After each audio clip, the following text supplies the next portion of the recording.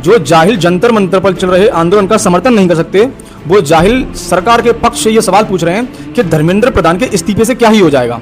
मैं आपसे ये पूछ रहा हूं कि इस नीट का जो पेपर लीक हुआ था, अगर वो पेपर, जाहिर सी बात है जो बच्चे अयोग्य हैं उन्हीं के लिए वो पेपर लीक हुआ है, और जब वो बच्चे डॉक्टर बनके किसी हॉस्पिटल में अपनी सर्विस देंगे, वहां आपका कोई फैमिली मेंबर या आप एडमिट हैं और आप उसकी अयोग्यता की वजह से मर जाते हैं, तो क्या ही हो जाएगा?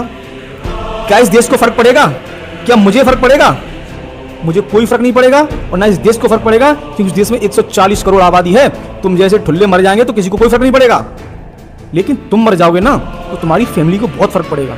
इस नीट के एग्जाम की वजह से 22 छात्रों ने सुसाइड किया है, ये तो डेटा है। और बाकी जो बेचारे मर गए गुमनामी में, उनका तो कुछ पता ही नहीं है। जिनके घर के चिराग बुझे हैं उनसे पूछो कि इस धर्मेंद्र प्रधान के इस्तीफे से क्या ही हो जाएगा। इस धर्मेंद्र प्रधान, इस निर्लज्ज के इस्तीफे से एक जवाबदेही तय होगी कि आप जिस पद पर आपके पोपों ने बैठाल दिए हो, इस देश में ब्लडी आपके पोपों की, नरेंद्र मोदी की मोनार्की नहीं है, राजशाही नहीं है, यहां डेमोक्रेसी है। और तुम जिस पद पर बैठे हो वो हमारे वोटों से बैठे हो, तो तुम्हारी ये जिम्मेदारी और जवाबदेही तय होती है कि अगर हम कुछ सवाल पूछें, अगर हमको कोई शंका है, हमको कोई डाउट है, तो तुम उसका आगे जवाब दो। और ये तुम्हारी नैतिक जिम्मेदारी है कि अगर तुम अपने पद की गरिमा नहीं बना रख सकते, तुम अपने पद, जिस पद पर हो उस पद की जो जिम्मेदारी है उसको सही से नहीं निभा सकते, उस कर्तव्य को सही से निर्वहन नहीं कर सकते, तो तुमको इस्तीफा देना चाहिए। इसमें इतनी हिचक और इतनी देरी क्यों लगा रहे हो तुम लोग?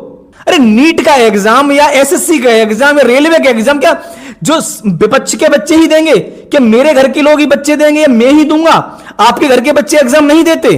क्या आपके घर के बच्चे एग्जाम नहीं देंगे? भैया यहां बात तो बच्चों की है ना, आंदोलन तो बच्चों के लिए है। कह रहा हूं कि धर्मेंद्र प्रधान के इस्तीफे से एक जवाबदेही तय होगी, और वो होनी चाहिए, क्योंकि इस देश में लोकतांत्रिक कंट्री है, ये लोकतांत्रिक देश है, इस देश में डेमोक्रेसी है। यहां किसी की तानाशाही और राजशाही नहीं है, और ना तानाशाही चलेगी। और मैं उन समर्थकों से भी कहना चाह रहा हूं जो बीजेपी का आंख बंद करके समर्थन करते हैं, मैं तुम्हारे हर सवाल का जवाब दे सकता हूं, लेकिन तुम लोगों की जो मेंटलिटी है उसमें बीजेपी की चाटुकारिता इतनी घुली हुई है कि उसे एक दिन में धोना पॉसिबल नहीं है मेरे लिए।